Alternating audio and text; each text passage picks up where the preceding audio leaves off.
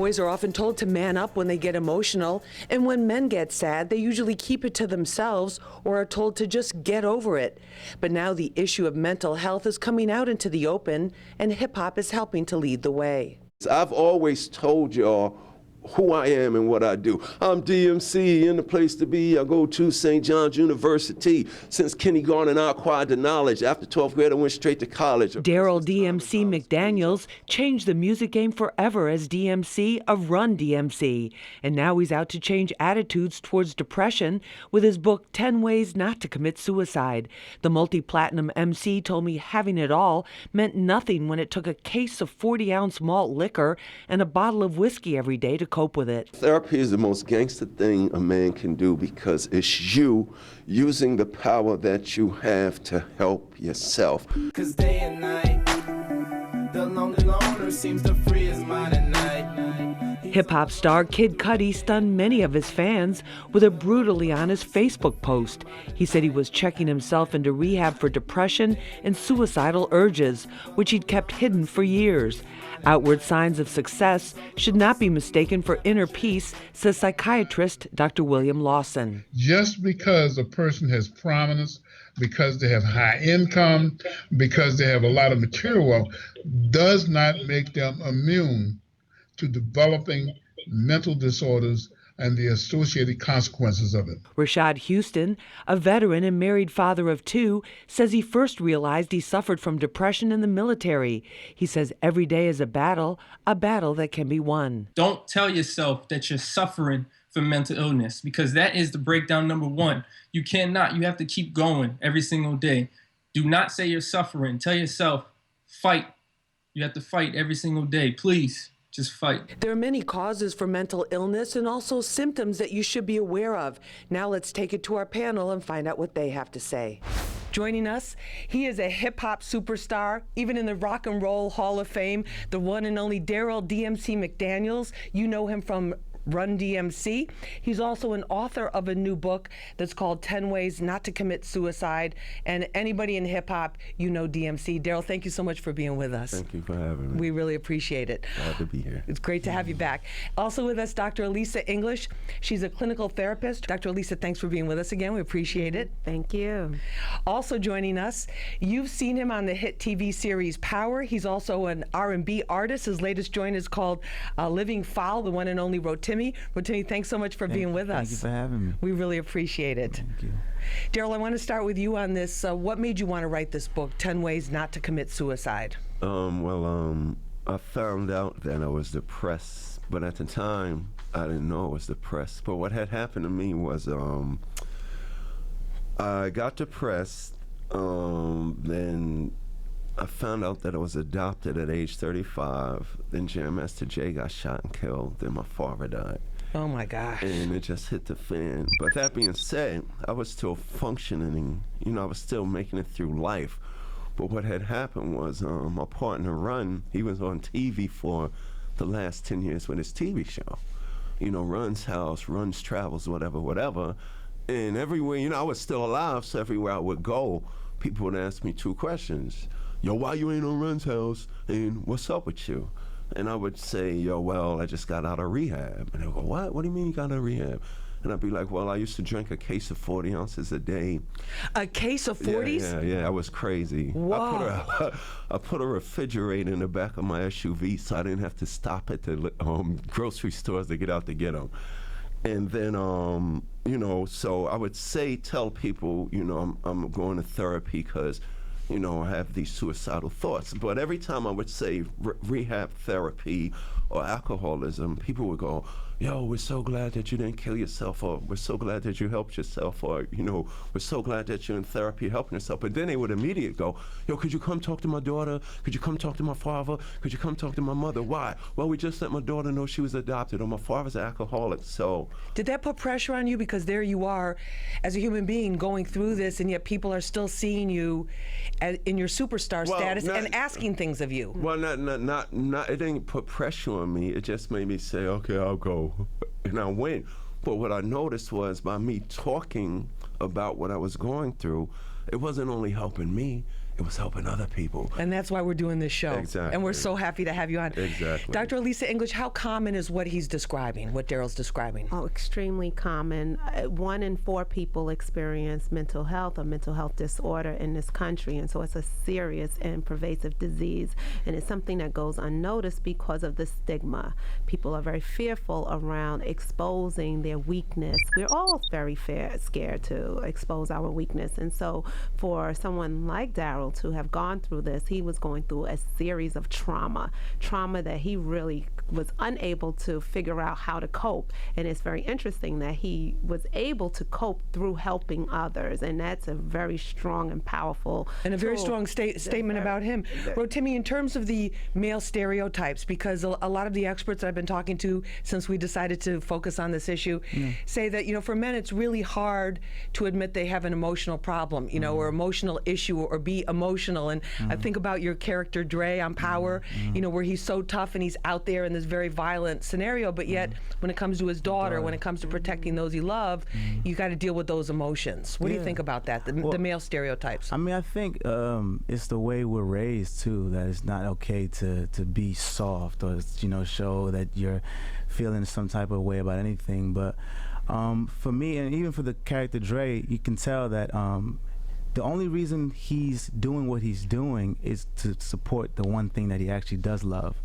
And you see that in that scene. But in terms of me, I've grown up around a lot of my friends who, will put off this tough guy persona because inside they're really insecure about everything that they're dealing with. And we'll be able to have conversations, and they'll tell me or someone that they're close with, oh, this is how I feel, bro, this is what I do.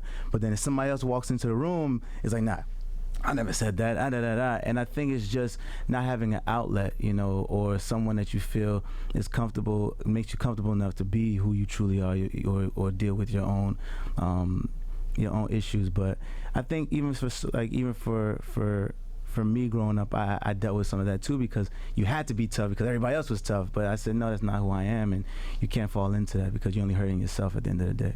But did you feel pressured? Like you saw those images out there, but did you feel pressured at times? Like come close to, No, never to that extent for me, because I always had an outlet. Like me and my mom are like really close, and I'm able to express any type of, worries or doubts or anything, so I was able to get that off my chest so it doesn't like manifest as something else. But but I've seen it up close, and I've seen how a lot of my friends who are young in the industry are like doing drugs and all type of thing because that's the only outlet to get them outside of their mind, and to not deal with the issue. So yeah, but not for me. It was I always had someone to talk to. It's feel, deal, and heal, and it'll keep you real. Dr. Elisa, when you hear the role of alcohol, is that always or often in these issues of depression? Oh, absolutely. Self-medication and self-medicating is absolutely the first line of defense when you feel depressed. And so it's either drinking or faith. And it goes back to what Rotimi was stating, that it's how you're cultivated as you're growing up. What is it that your family teaches you about coping with, fear and feeling unsafe? And part of it is, let's have a drink. You can drink all of these problems away. You can pray them away. Let's go to church. God will handle everything. Not taking it out of the equation, but it is not part of how you heal. How you heal is by dealing with the issue, coping with your struggles, and finding a way to manage the symptoms. And what Darryl did was absolutely phenomenal. So yes, self-medicating is extremely popular. 60% of those incarcerated are people of color, and 60% of them also suffer from mental illness. So that tells you that we're using the industrial complex, the prison industrial complex, to house people who are also struggling with mental illness. There's many issues that way. Rotimi, what about the lifestyle? Because Darryl talks about, and this as an artist, as an R&B artist, as an actor, a very popular actor, you're on the go constantly. You're traveling, you're all over the place. It's not like there's time, let me meditate for half an hour and get in touch with my feelings, when you're on the go like that. Tell us about that. No, I mean, again, too much of anything is not good for you. So I always try to balance it with with prayer, with meditating, but you also need, again, it goes back to who you're around. You also need people who are going to remind you to say, Ro, take a second, and this is very important for you to focus on yourself in this moment, because you're doing so much for everybody. Like, once you sign a contract to be on a show or whatever, you're signing your life to the world. So if nobody's around you to say, listen, take a step back and focus on you, you're gonna fall. And so that's why I surrounded myself with people who say, okay, Ro, before you do anything, before this interview, wake up, meditate for 5 minutes, and then start your day. So that it's very 5-minute important. mini meditation. Yeah, it's very I like important. that too. I think that's a good thing. Yeah. Darryl, cases, 40 ounces? Yeah, because when I went to therapy, first I went to rehab, and in rehab I discovered this thing called therapy. And like therapy, I said this a couple of weeks ago, and all the psychiatrists and shrinks was like, yo, we gotta use that. Therapy is gangster. Therapy is the most powerful thing that a man, and any black man, could ever do, because you are empowered because it's you saying, I gotta help myself. So, but what I was doing was, when I went to therapy, I discovered everything that I was feeling emotionally started way back in 1985 and 1984 when I first started in the group Run DMC. And by me holding all of this in, I was using the alcohol. I was diagnosed as with suppressed emotions. Right. So something would happen, I would hold it in, and I would try to suppress it with the alcohol, not knowing that when the alcohol wears off, it's still going to be there. The problem comes back. Yes. Because it never went away. So the first question, the suicidal thoughts, using the alcohol as a false form of confidence, you know what I'm saying, to make me feel good and function and live up to the expectations of others, and put Darryl to the side so I can please Run and Jay and the record company and everybody around me. The first question in therapy, my therapist asked me, he said, D, during your time with Run DMC, was there any time that Run, Jay, or Russell, or anybody around you, did they do anything to make you mad? And I was sitting there, I was like, well, no, I was sitting there, and I was like, It's the music business, and it's hip hop, and it's popping. But, so. no, but I said no. I said no. And I sat there, and I think I was like 35 or whatever, what I'm saying. And my therapist was this white older guy. He sat back with his clipboard, and he pushed his glasses up on his face, and he looked me in the eye. Right. And he said, "You're a goddamn effing liar." And when he said that to me, everything started pouring out from 84, 85, 86, 87, 88, 89. All during my, Run DMC's rise to our success, I was holding all this in. And he was saying, for instance, people would do stuff that I didn't like, and I wouldn't express my opinion.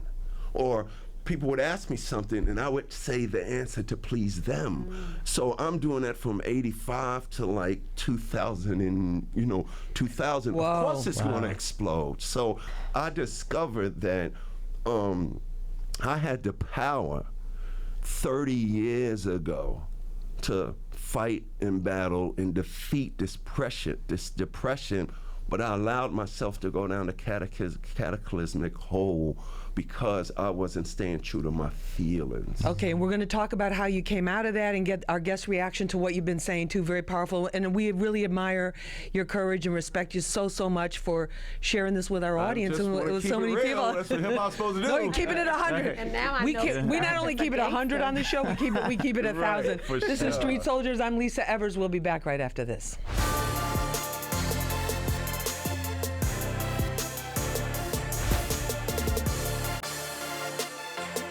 Because it sounds like if you're not talking about it and acknowledging it, it's just going to build up and build up and build up until it's out of control. I mean, when you're emotionally bankrupt, you have nothing to loan to anyone else. Period. So, I mean, what you're saying is basically, look, I was giving so much of myself and I really was depleted.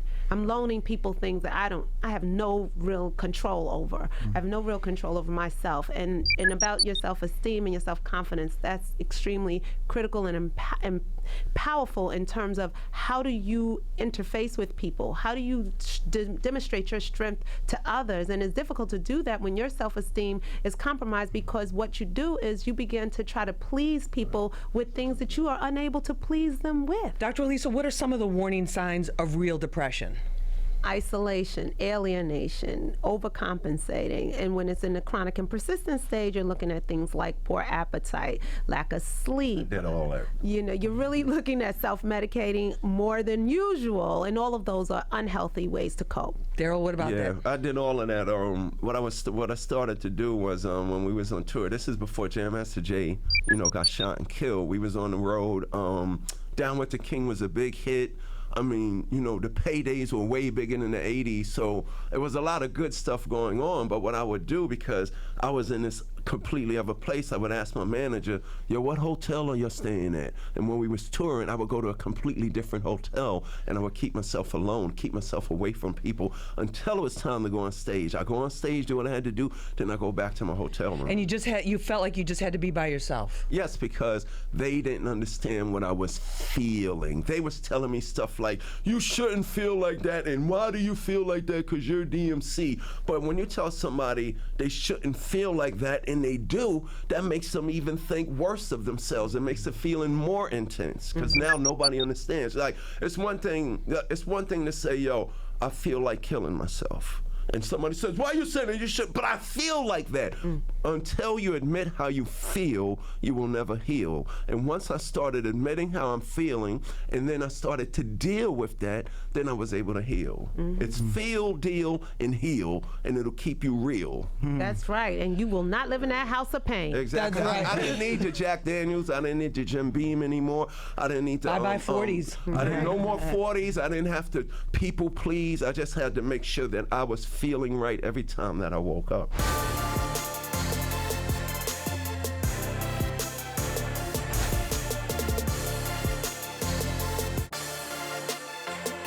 When we talk about the stereotypes, Rotimi, that are out there, especially for young men, violence and having lots of women is a big part of it. Yeah, especially with the violence, I think this generation for sure doesn't know how to express themselves at all. So if there's an issue, it's like, oh, I'm gonna go kill him, or I'm gonna go fight him, instead of saying, okay, let's figure out how, as real men should do, let's figure out how we can work this out. This is what I think, this is my issue with you, and let's move forward. But there's nobody teaching that, nobody's pushing for that, and everybody is dealing with these inner demons that they don't know how to express it. So the first thing is to get it over quick and move forward. And especially in like Chicago and St. Louis and Newark and all those areas where nobody's helping guide this generation, really. There's a hopelessness. Yes, hopelessness, basically, exactly what it is. And then even with, with women, again, this generation is so materialistic that it's like, okay, if I got the baddest girl, I got this and this, it validates me as a man.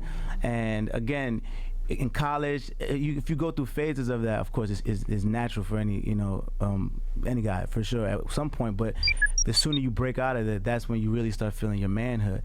So it's easy with social media, Snapchat, all these things, and especially now being basically a new celebrity in a way, it's accessible. But then you have to remind yourself that this has no substance. This is just bringing me down. You know what I mean? So it's a materialistic world that's just really messed up right now. Do you feel your education, having a college education, really helped ground you in terms of dealing with all the success and everything that comes with it? Yeah, I graduated from Northwestern University in Evanston, That's Illinois. awesome. Thank you. Congratulations. Thank you. So, yes, it got me prepared for the real world, because again, I had to figure it out on my own, but I was also with people who had like the same mindset as me, that we wanted to be successful in whatever we do. So we'll check each other. If it's like, Ro, you partied 4 days a week, you got a midterm, you got to do X, Y, Z. You have those type of influences to say, okay, let's figure this out. Then you're in a situation in a surrounding where you talk out your issues. You're not gonna pull. I'm on a college campus. I'm not gonna pull out a gun on you. I'm gonna say, this is how I feel. So in those things, it prepared me to become a man and compartmentalize my time and express myself. Just a word from you to artists that are trying to be where you're at right now. I mean, just don't be ashamed to express yourself. Talk to who you need to talk to. Don't be afraid to ask for help. And I think, start with that first, and then identify the problems. I think those are the three things. All right, I want to thank all of you for being with us. Thank you. Darryl DMC McDaniels, you got to check out the book, 10 Ways Not to Commit Suicide, Dr. Elisa English, and the one and only Rotimi. I want to thank you all so very much for being with us for this episode of Street Soldiers. Remember, use your mind. It's your best weapon. I hope it's your only weapon. I'm Lisa Evers. Let's push for peace.